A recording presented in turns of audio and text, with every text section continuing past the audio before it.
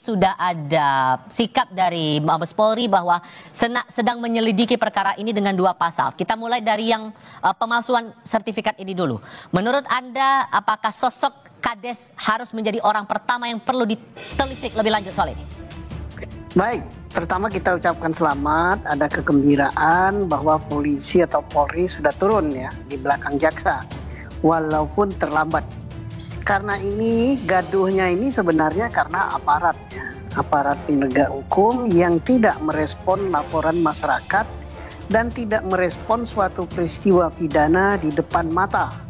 Pemagaran laut, pensertifikatan laut, kemudian termasuk juga penggusuran.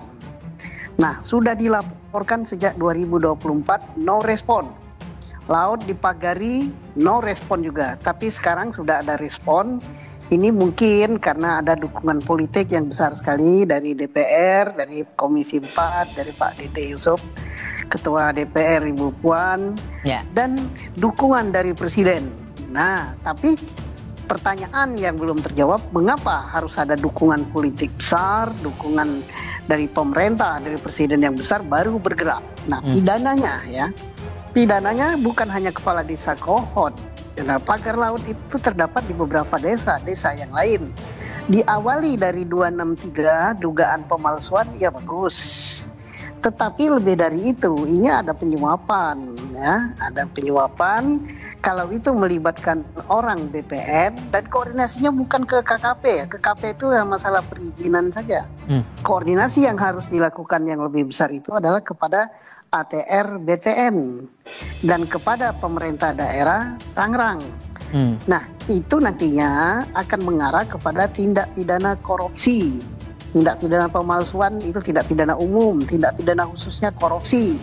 Nah, nanti kita masih dengar-dengar kenapa belum turun juga dari lingkungan hidup, PPNS lingkungan hidup, karena ini merusak lingkungan hidup, pemagaran dan sebagainya, termasuk merusak mangrove dan sebagainya. Itu ancaman hukumannya besar sekali ya, puluhan tahun gitu. Nah, jadi kita apapun gembira ya, rakyat senang.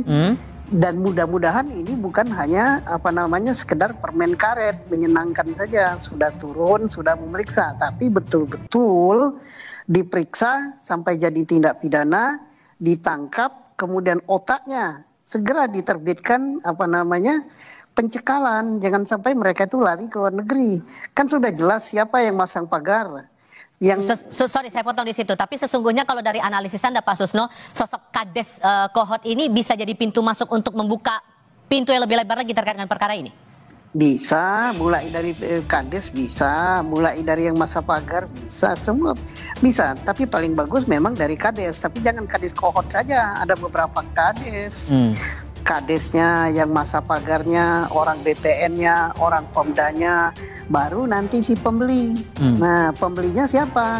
Kan anak perusahaan Agung Sedayu, yaitu perusahaannya Pak Aguan, dan perusahaannya satu lagi punya Pak Antoni Salim ya. Itu sampai ke sana.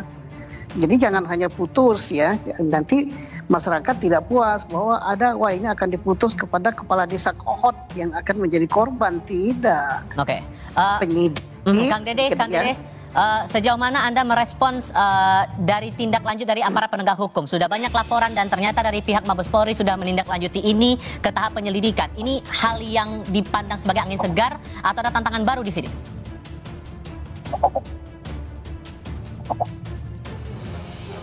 Maaf, pertanyaannya ke siapa tadi? Kang Dede. Putus-putus.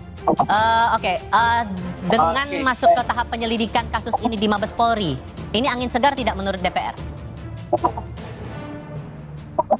Ya, sangat segar sekali ya, karena begini, kami Komisi 2 ini kan berbicaranya lebih kepada mitra kita, di sini adalah ATR BPN. Nah, pada saat ATR BPN menjelaskan dan sudah diakui secara satria bahwa ada oknum, 6 orang oknum yang mana melakukan penyalahan prosedural secara hukum, yaitu membuat sertifikat HGB, dan itu sudah diakui, bahkan sudah dipublish ya nama-namanya, dan ditindak, diberhentikan, dicabut. Nah, pertanyaannya adalah bagaimana, apakah bisa ATR BPN ini memberikan katakanlah tindakan hukum kepada kepala desa atau perusahaan, ya tentu tidak bisa, itu diserahkan kepada APH. Nah, alhamdulillahnya dibantu dengan peran media, dibantu juga dukungan masyarakat, media sosial juga terus meliput informasi-informasi ini, akhirnya terus berkembang dan akhirnya ketangkan bahwa saat ini kepala desa tersebut kalau tidak salah tidak bisa dicari ya. Artinya kalau tidak bisa dicari, ini tugas APH untuk mencari, dan itu menjadi pintu masuk. Setuju, sepakat. Kami mengatakan bahwa telusuri sampai jelas siapa-siapa saja yang melakukan kesalahan prosedur, silahkan itu ditindak sesuai dengan peraturan yang ada. Supaya apa? Supaya isu tidak berkembang ke sana kemari. Harus jelas siapa yang berbuat kesalahan dan yang melawan hukum. Gitu. Oh, kalau Anda sempat dalam rapat kerja bersama Menteri ATR mencurigai sosok kepala desa Kohot. Apa yang Anda curigai di balik insiden pagar laut ini, Kang Dede? Sebetulnya kami ini kan begini, ketemu pemerintah itu kan jarang ya. Kita ketemu pemerintah itu biasanya hanya dalam rapat kerja atau RDP, dan seringkali pemerintah itu kan hanya menyampaikan laporan-laporan yang normatif. Informasi-informasi yang paling banyak justru kita kutip dari ya pembicaraan netizen atau media sosial. Banyak sekali tayangan-tayangan yang muncul di media sosial. Tetapi kan tentu kami tidak bisa menjadikan tayangan-tayangan itu sebagai bahan bukti. Kita selalu mengatakan diduga kok seperti itu, atau mungkin kita kelihatannya. Jadi dari situ saja itu sebetulnya adalah merupakan satu pancingan bahwa memang ternyata ada loh yang seperti ini memiliki katakanlah mobil, kendaraan yang seperti ini sebenarnya memancing, dan ternyata akhirnya benar kan, saat ini malah kepala desa tersebut dalam tanda kutip tidak berada di tempat atau menghindar. Ini saja membuka pintu peluang bagi aparat penegak hukum untuk terus melakukan pencarian dan juga melakukan investigasi. Iya. Demikian, Mas. Bang Andi, begini, kalau melihat dari kasusnya ada upaya pemalsuan dari pembuatan sertifikat itu, menurut Anda ini permainan yang bisa dilakukan sendiri atau banyak pihak yang bakal terlibat dalam kasus ini? Ya, karena saya bukan pakar hukum, tapi paling saya bisa menyampaikan pendapat di aspek bagaimana kaitan pemberian hak atas tanah ini dan juga dengan tata ruang ya.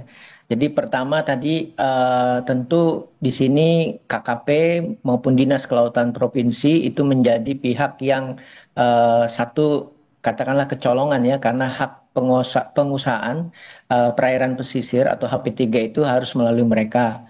Ya, yang kedua, apakah kecolongan ini karena memang tidak tahu atau memang karena pembiaran. Nah, yang kedua tentu di bagian tata ruangnya.